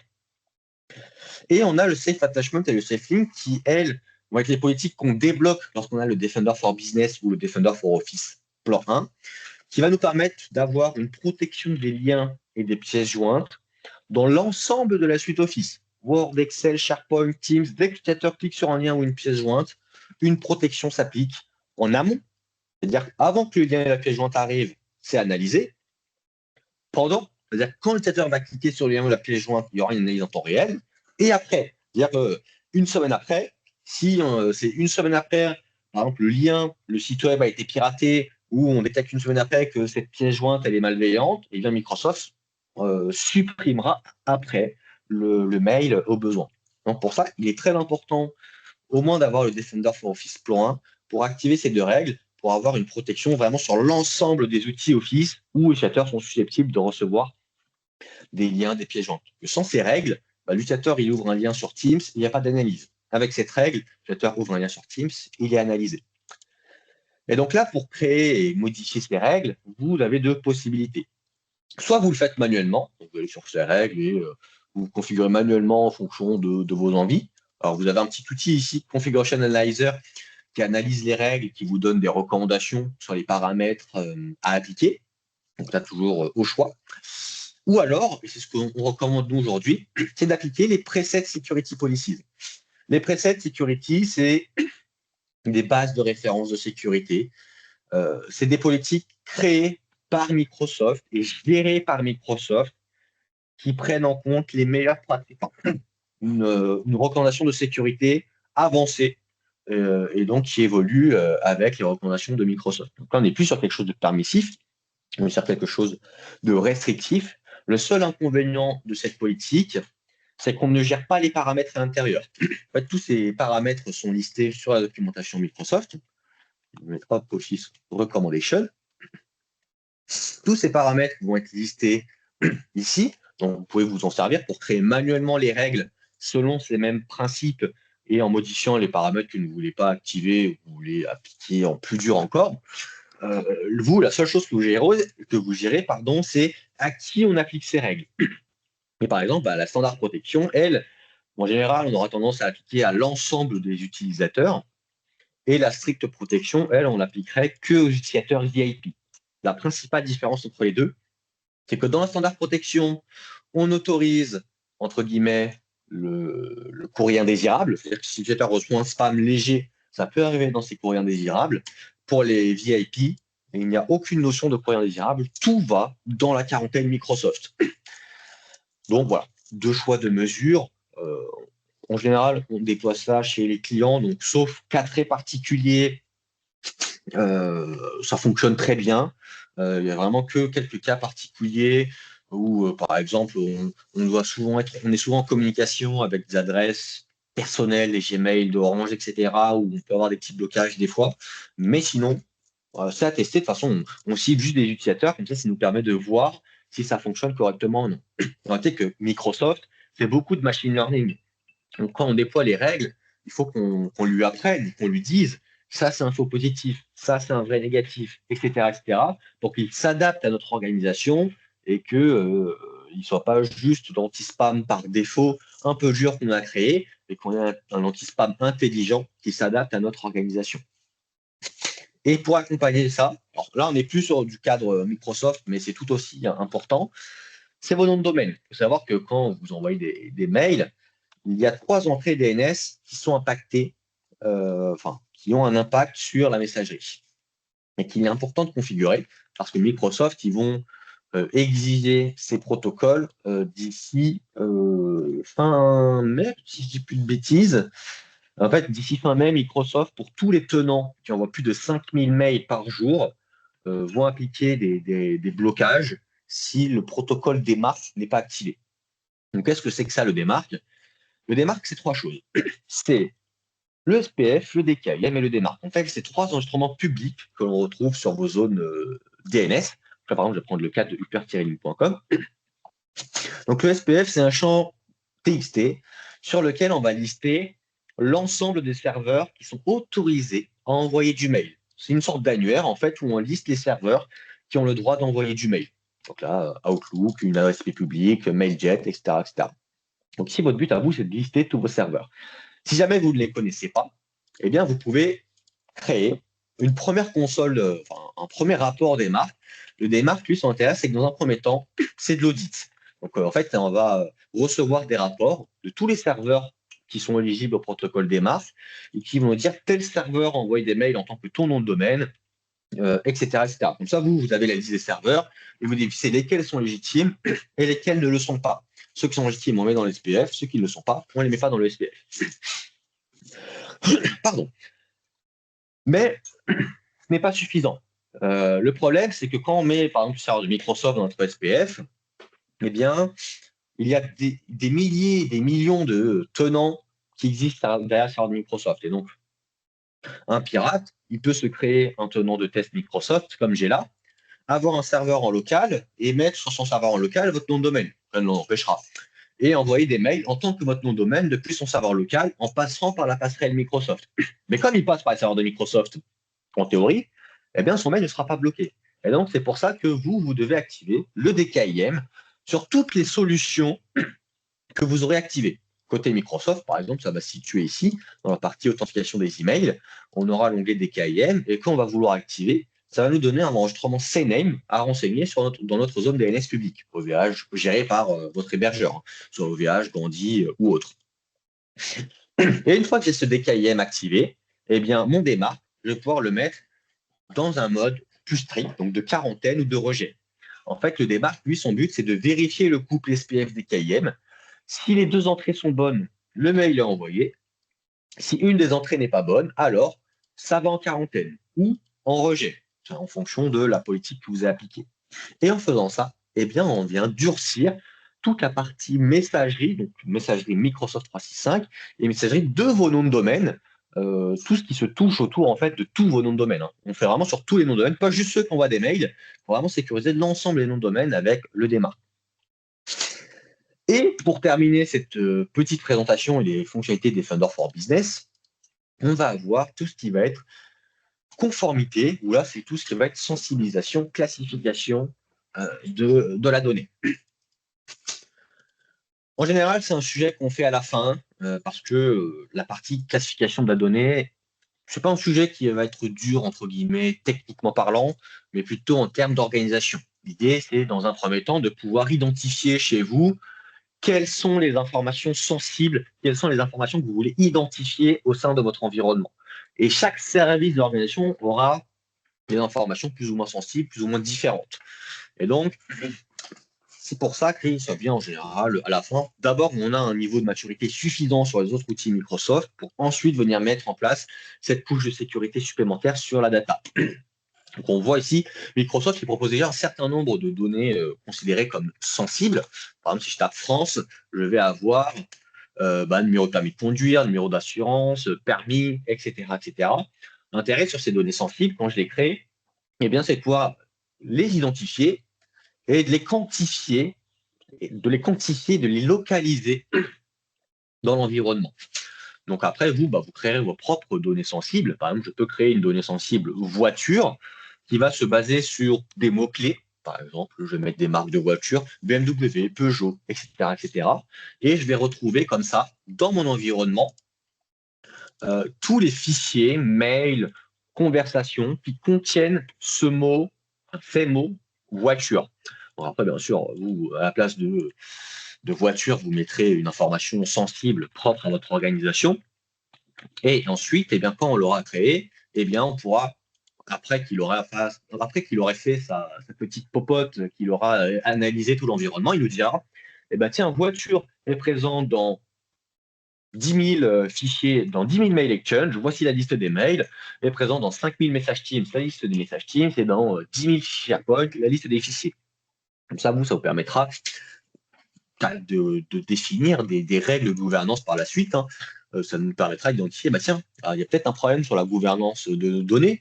On dirait que on a des données sensibles qui se trimballent un peu partout. Et là, on va se poser d'autres questions sur la gouvernance de SharePoint, le cloisonnement de l'information, etc., etc. Donc d'abord, on classifie, on identifie nos données.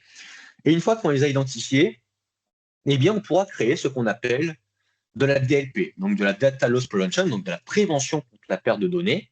L'idée ici, c'est de cibler des technologies, Exchange, Teams, SharePoint, et de pouvoir dire, eh bien, tout simplement, lorsque sur SharePoint, par exemple, j'ai une donnée qui est partagée en dehors de l'organisation et que cette donnée contient mon mot-clé voiture, alors je vais, par exemple, restreindre le partage. Et en plus, je vais créer une alerte, faire un incident à l'IT et tutti quanti, enfin, tout le contenu. Hein. On peut mettre. Hop.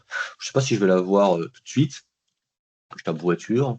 Voiture, j'ai déjà. Donc, vous voyez, j'ai ma donnée voiture. Je dis, je vais mettre une condition, le contenu est partagé en dehors de mon organisation, et une petite action, je vais empêcher le partage. Tout simplement. Et ainsi, donc il faut faire ça pour chaque technologie, ou en tout cas chaque chose que l'on voudrait surveiller pour empêcher les données identifiées de notre organisation d'être envoyées hors de l'organisation, en tout cas qu'elles arrivent entre de mauvaises mains. Bon, la DLP, l'intérêt et l'inconvénient, c'est qu'on peut le faire que sur les données qu'on a identifiées. On peut avoir des données confidentielles, mais qui n'ont pas un pattern précis. Donc, pour répondre à ce besoin, on va venir mettre en place, en plus, ce qu'on appelle des étiquettes. L'intérêt de l'étiquette, c'est qu'on pourra l'affecter à des documents Word, Excel, SharePoint, PowerPoint, en fonction de sa classification. En général, on déploie un modèle de 5 étiquettes par défaut. Et pour vous donner un exemple assez bateau, qui fonctionne chez tout le monde, on va avoir l'étiquette publique. L'étiquette publique, elle, quand on va prendre un document Word, par exemple, je ne sais pas si je l'aurai sur mon Word, l'idée, c'est juste d'afficher un pied de page disant, eh bien, ce document est public et il appartient à Hyperlink. Rien d'autre. Il est accessible en interne et en externe. Point à la ligne. Ensuite, je pourrais avoir un document confidentiel, par exemple, où je dis, eh bien, ce document n'est accessible que par les membres internes de l'organisation. Ainsi, si un externe tente d'y accéder, le contenu est bloqué. Si un interne qui a quitté l'organisation tente d'y accéder et que nous, on a bloqué son compte, eh bien, il se retrouvera bloqué. Ainsi, ça nous permettra d'appliquer des règles de sécurité sur l'ensemble des documents et pas juste ceux où on a pu identifier de la donnée sensible. Et enfin, on pourrait avoir une autre étiquette type hautement confidentiel où on dira, tiens, ce document, je ne le rends accessible que pour tel groupe d'utilisateurs. Et ainsi, par exemple, pour les VIP, ainsi, le technicien, lui, n'aura pas accès au contenu du document. Le VIP, lui, pourra voir le contenu.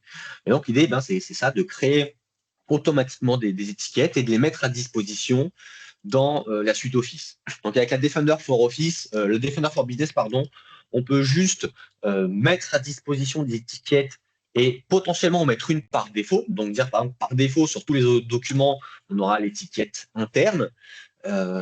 Et après, on sensibilise les utilisateurs, on forme les utilisateurs aux bonnes pratiques pour que demain, on puisse chiffrer le contenu des documents et avoir des politiques encore plus dures pour dire, par exemple, tiens, c'est l'utilisateur qui pilote, qui peut avoir accès à ce document. Et là, si l'utilisateur veut mettre des externes, il pourra le faire s'il en a envie. Et donc, on fait ça pour pouvoir commencer à mettre un pied dans la sécurité de l'information côté Microsoft 365. Donc, en 3 choses, on identifie les données sensibles et on protège ces données sensibles. Et pour toutes les autres données, plus les données sensibles qu'on a pu identifier, on vient déployer de l'étiquette pour appliquer des règles complémentaires pour, pareil, empêcher ces données d'être entre de mauvaises mains, d'être accessibles par les mauvaises personnes et bloquées en cas de choses qui pourraient se passer dans l'environnement.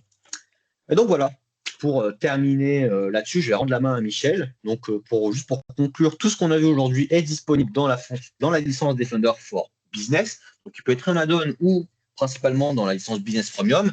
Chaque fonctionnalité peut être prise également en add-on en complément de vos licences. Et en mettant en place tout ça, si on reprend notre temple Zero Trust, je ne suis plus fichier ouvert, mais c'est pas grave, on arrive sur du niveau 1 étoile. Et on commence même à arriver dans des recommandations de l'étoile, donc des règles d'entreprise d'un niveau avancé, pour que votre posture sécurité au sein de votre système d'information soit d'un niveau élevé et pas que vous soyez vite, en cas, susceptible d'être attaqué par des pirates avec les méthodes les plus communes.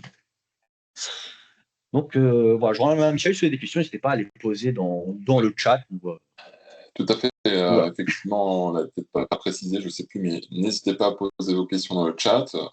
Voire là, de vive voix, on n'est pas si nombreux que ça, donc c'est tout à fait gérable. On a quasiment fini cette présentation. On a un tout petit peu débordé, donc je vais aller très vite pour vous présenter un petit peu comment nous, on peut vous accompagner sur tout ce que vient de vous présenter Dylan, parce que quelque part, vous avez vu la puissance, la profondeur de toutes les fonctionnalités auxquelles vous avez accès dans ces univers Microsoft 365. Potentiellement, ça peut aussi vous donner vertige. Vous avez vu la diversité des sujets qu'il faut adresser, l'expertise technique derrière qu'il faut avoir pour maîtriser tous ces écrans et pouvoir naviguer correctement dans votre tenant Microsoft 365. Donc, je vais revenir sur cette partie-là. Hop, là, je vous partage mon écran. Nos univers d'offres. Alors, je vous donne mes coordonnées. Donc, moi, je suis directeur Michel Houry, directeur des activités de conseil en transformation numérique pour Azista. Donc, je pilote toutes les activités de conseil que je vais vous présenter désormais. Donc, Azista se positionne comme un one-stop shop, vous l'avez compris. On est en capacité d'adresser quasiment l'ensemble de vos problématiques IT. Et notamment, aujourd'hui, on parle en particulier de la stack Microsoft 365. On va passer rapidement là-dessus. Donc, Dylan vous a présenté le concept de Zero Trust en long, en large, en travers, au travers de la console d'administration de Microsoft 365. Eh bien, nous avons une offre d'audit basée sur les préceptes, sur la méthode Zero Trust, qui permet quelque part de faire une photographie à l'instant T de votre organisation, de votre système d'information et de son niveau de maturité. Selon les concepts qui ont été présentés tout à l'heure, à savoir on prend l'ensemble des piliers du Zero Trust, les identités, les périphériques, les données, etc., etc., et on va venir évaluer au travers d'un certain nombre d'audits et d'interviews, on va venir évaluer votre niveau de maturité, votre point de départ à partir du moment où on engage cette prestation. Et à la fin, on va vous établir une feuille de route en fonction de vos enjeux, de votre volonté de muscler votre jeu sur la partie cyber, notamment, et on pourra peut-être y revenir sur un autre webinaire. Aujourd'hui, un certain nombre d'entreprises vont être concernées par des directives européennes ou des réglementations européennes comme NIS2 ou DORA, qui vont vous imposer quelque part à venir déployer des niveaux de sécurité assez importants qui vont vous amener à être dans le haut du 1 étoile ou voire dans le 2 étoiles. Donc, faire ce type d'audit peut être un bon point de départ pour mesurer votre maturité et derrière définir une feuille de route parce que forcément, vous avez compris, l'ensemble des sujets est vaste. Il vous faut des budgets pour monter votre jeu. Il va falloir embarquer vos collaborateurs, embarquer votre comité de direction. Tout ça, c'est long, ça ne va pas se faire du jour au lendemain, surtout en fonction de votre point de départ, hein, toujours. Mais donc, nous, on va vous proposer à l'issue de cet audit une feuille de route en fonction de vos objectifs qui va se matérialiser tout simplement. Voilà, on vous a mis un petit exemple là rapide sur la partie identité. On va vous faire des préconisations de chantiers prioritaires et derrière, on va vous dire de là où vous partez. On évaluera sur le score max et bien sûr, on rajoutera une colonne pour dire où est-ce qu'il faudrait que vous soyez précisément. Et derrière, on vous indique potentiellement le travail en termes de charge côté Adista Uplink. Voilà. Ça, c'est une première offre. Une fois que cet audit il est réalisé, on va pouvoir vous accompagner dans l'ensemble du déploiement de toutes les briques de sécurité que Dylan vient de vous présenter. Donc, on a une offre d'accompagnement pour ça, qu'on a appelé B2B Secure. Donc, typiquement, première étape, on va déployer tout ce qui est MFA, tout ce qui est authentification conditionnelle, vous aider à remettre un petit peu à plat, à mettre en conformité, à avoir une hygiène numérique sur votre Entra ID. Donc, première étape. Ensuite, on va commencer à adresser toute la partie mail, la protection de vos mails et de vos groupes de défense dans O365. Il y a une dimension qui a été moins vue aujourd'hui, mais qui est à prendre en considération dans Microsoft 365, c'est la sauvegarde des données, puisque vous avez uniquement une rétention de vos données dans Microsoft 365. Donc, il est de bon goût, quelque part, d'ajouter une sauvegarde de ces données dans des data centers tierces. Gestion du parc matériel, effectivement, Dylan vous a présenté toute la partie Intune, Autopilote, et donc là, nous, notre écho, quand même, c'est de vous faire accompagner pour déployer ce type de solution. Nos experts, comme Dylan, font ça tous les jours. Il y a une vraie expertise, un vrai savoir-faire. Donc, en général, on accompagne nos clients à déployer Intune. Derrière, on peut soit l'infogérer, soit faire un transfert de compétences vers vos informaticiens pour assurer le maintien en conditions opérationnelles d'Intune. Et nous, notre préconisation, c'est surtout ne vous lancez pas tout seul dans cette aventure-là. C'est un outil formidable, mais qui nécessite quand même un bon niveau d'expertise et d'expérience. Ça nécessite quand même de s'être cassé les dents une paire de fois sur de nombreux cas clients pour avoir une vraie légitimité à déployer Intune. Et puis, bien entendu, toute la partie confidentialité, j'y reviendrai. Il n'y a pas que la partie technique, vous l'avez compris, Dylan l'a expliqué en long, en large, en travers. Il y a aussi toute la partie gouvernance de la donnée sur lesquelles on peut vous accompagner vraiment à structurer vos données, à avoir une réflexion sur votre politique de sécurité qui pourrait se résumer en une punchline. En gros, c'est qui peut accéder à quoi. Donc là-dessus, cette réflexion, on va pouvoir vous accompagner et derrière, déployer ça au travers des outils de GED, au travers des outils de sécurisation de la donnée, tels que Purview et tels que Purview pour l'essentiel, et le chiffrement et la DLP que Purview va pouvoir garantir au niveau de vos données. Une fois qu'on a mis tout ça en place, alors soit on vous fait des transferts de compétences et vous assurez le maintien en conditions opérationnelles, l'évolution de tout ça, ou vous venez à nouveau consommer du consultant à la demande, j'ai envie de dire, chez Adista Uplink pour pour faire assurer vos évolutions, ou bien on peut avoir une approche infogérance. Pour vous considérez que c'est pas votre métier, que c'est pas votre expertise, que vous partez trop loin pour assurer toute cette hygiène dans le tenant, tout ce que Dylan vous a montré, eh bien, on va pouvoir vous proposer de la prestation as a service en continu pour garantir que votre tenant sera toujours en conformité avec les règles qui ont été définies, que vos licences seront correctement utilisées, qu'elles auront le bon dimensionnement, et puis que vos sauvegardes fonctionnent, que les règles de sécurité sont toujours à jour, et vous faire aussi de la veille sur les environnements Microsoft, puisque Microsoft, vous avez des centaines de nouveautés tous les mois quasiment. Il sont quasiment impossible d'avoir une vue exhaustive de tout ce qui sort de chez Microsoft. Donc là aussi, en tant qu'expert, en tant que pure player Microsoft, on a la capacité à vous apporter ces éclairages-là. Je reviens sur une autre offre qui s'appelle les Starter Kits Microsoft 365. Tout ce qui vous a été présenté aujourd'hui résonne beaucoup pour des directeurs informatiques, des équipes informatiques. Mais quelque part, quand vous faites le choix de Microsoft 365, bien entendu, il y a toute l'intégration au système d'information et la sécurisation de vos données.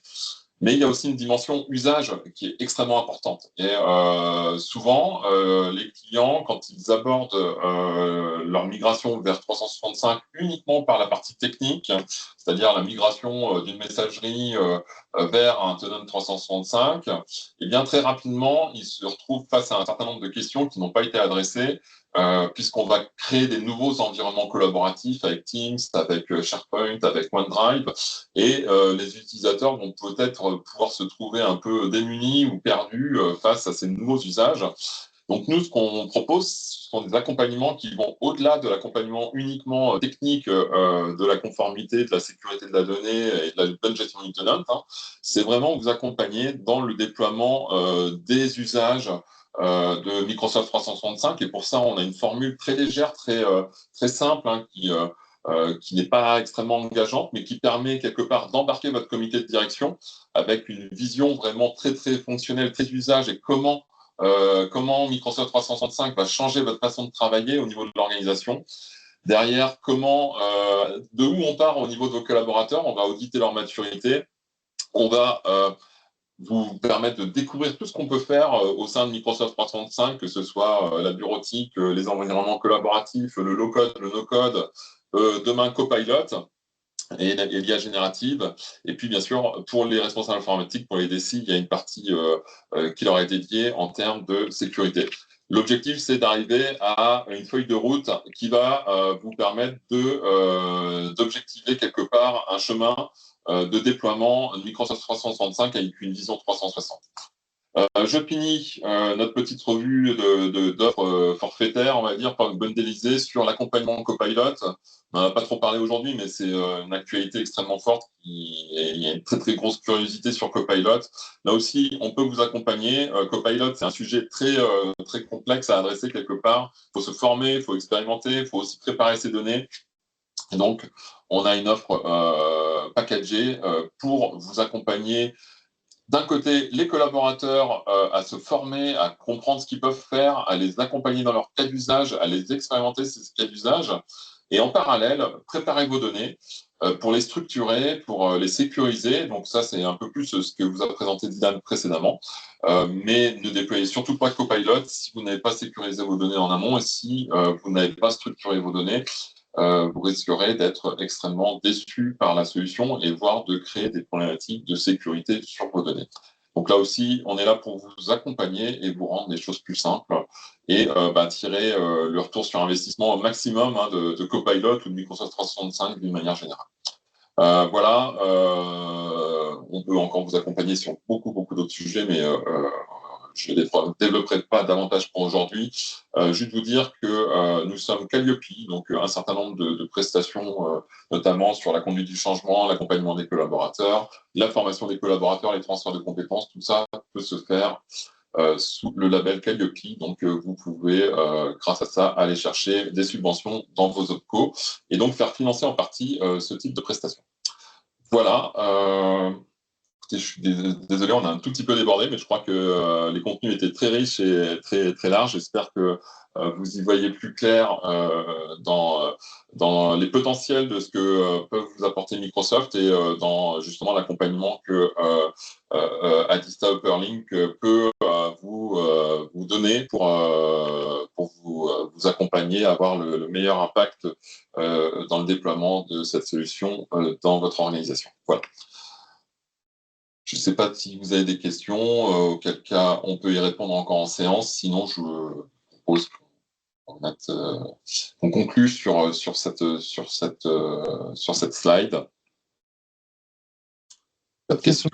C'était très clair. Merci beaucoup. Super. Merci d'être resté jusqu'au bout, en tout cas. Voilà.